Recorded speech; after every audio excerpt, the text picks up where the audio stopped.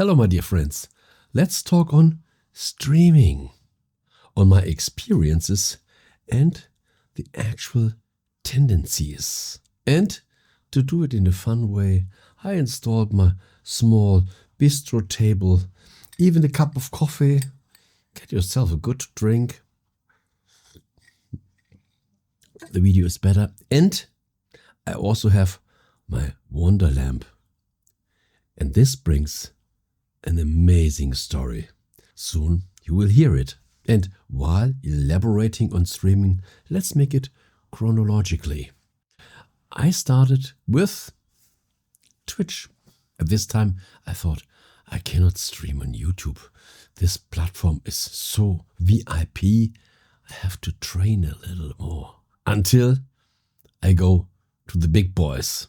What meant I bought my streaming equipment because streaming is quite different than just recording a video. Everything happens in the stream, like a live TV production set. And believe me, my first tries, they were ugly. But it is the part of it. We start small and ugly. But the good part is we grow. We grow. And soon I built up a good community on Twitch. Even if Twitch was mostly a platform for gamers, we had this category just chatting. And it was amazing that we built a good community. Believe it or not, this platform worked quite good in this case. It was really common to receive donations. And this is why I have the Wonder Lamp today here. Do you know what happened? One time I got a donation on my monitor that said $1,000. I couldn't believe this. I thought, this is a joke, this is fake. Someone is faking on me. But few minutes later, I saw my cell phone on my PayPal account. $1,000 came in. And from this moment I knew this is no fake. So whenever this person watches this video, I say thank you again to Matt Just Salsa. So we had a good community on Twitch. I learned a lot of new people. But one thing I didn't like. You know what? Streams were deleted after 30 days. You could never build up an archive. And the category was just live streaming. So in this moment, I felt ready to switch to the next platform, YouTube. At this time, there weren't shorts, but we could use long-form videos. And the streams that stayed forever. What means I made my baby steps on Twitch and then came with my knowledge and went to YouTube. And what happened on YouTube, probably you know it better than me. This platform is changing drastically. Sometimes I made more shorts. I made my evergreen horizontal videos. Then came the shorts. I made some shorts. I tested them out. Once in a while, I made some streams. And the way how the algorithm treated my productions, shorts, long form streams, I changed the upload frequency. And even if the streams here on YouTube stay forever in the archive, I was not really pleased with them. There was a time when I put them to the member section. There was another time where I put all my streams unlisted. And I even made my shorts unlisted. But then I realized this is not good for the activity of the channel. And then I brought them back to the normal public mode. It always depends on how the algorithm is treating your channel. And therefore it's really important that you analyze what's going on. How does the algorithm treat your channel? And then you have to react on it. And then was the time when TikTok came up. And I said to myself, okay, I have to know what's going on there. It becomes a very popular platform.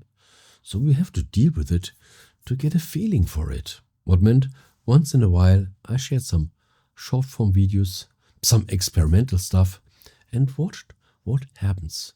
What do people like? What goes well? but I never put that much focus on it just to see what's going on there. Still continuing with my YouTube content.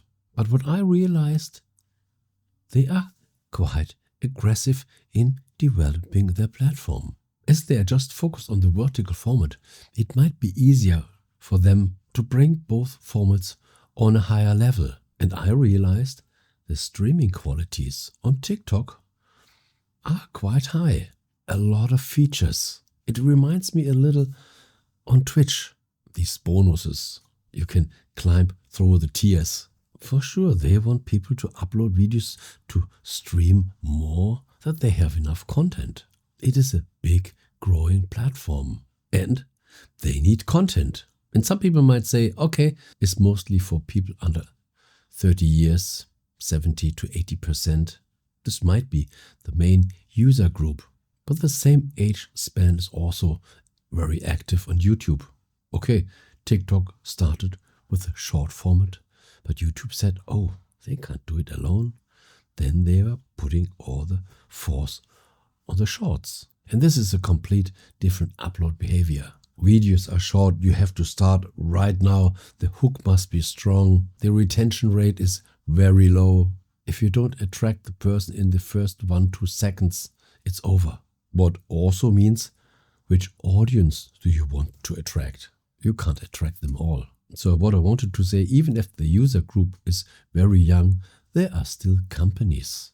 And did you realize all the media, even politicians, try to jump on TikTok to use this media to spread their messages? For me, it's even boring. For me, it looks like politicians want to flood any media.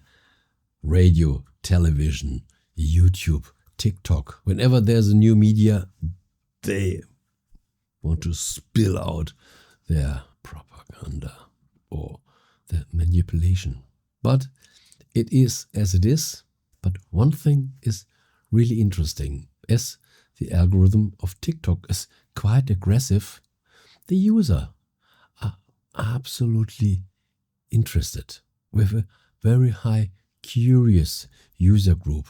They want to learn something new. For sure there are young people, people with 14, 18, 24, people that are shaping their personality, growing people, interested people.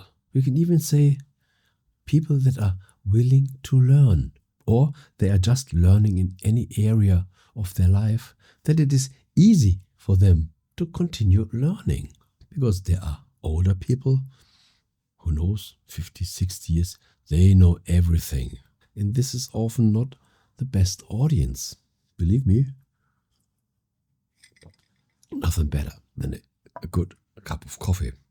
When I don't drink it right now, I can drink it when I'm editing this video. So when you upload a short video on YouTube, it will be seen the next 2-3 days. Then it's gone. When it doesn't get views on the first 1-2 days, it's over. It becomes waste. In this case, YouTube is phenomenal. Even my shorts, when they run good, they grow over years. I never saw this on TikTok. And what else? The live streams. They are also deleted after 30 days. Which means all your work you put in the stream is just for the moment, for the stream itself. You won't build up an archive of your streams. Okay, you can download them and upload them on YouTube. But this doesn't make sense. The platform doesn't fit. But the interaction to join new people, to get younger people, interested people. But I realize people are so involved in the stream. They give their likes. They share the stream. I believe younger people have a stronger community. They share in between themselves. Everybody has friends. They share it with their friends. Do you get this? With people who are 40, 50, 60 years old? They don't share with their friends. They are lonely wolves. But the community aspect with younger people is way more interesting. This is where you can build up a network. And this is why I like the streams on TikTok. They are productive. A good communication. Okay, when you go public, when you offer your content to the world, you meet all kind of people. Nice people and also trolls. This is part of the show. But this is no problem. We can handle this.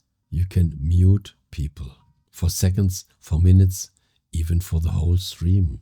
And when people start spamming and you mute them, they realize, I think I was gone too far. They even say, I'm sorry. This is a good learning effect. But this depends on the audience you have. And when you have a stream with many viewers, for sure there are people that want to share. They want to use the audience that is already joined and share their knowledge or share their fake content. But we can throw them out. What leads me to my current opinion, I think at the moment the TikTok streams are very interesting.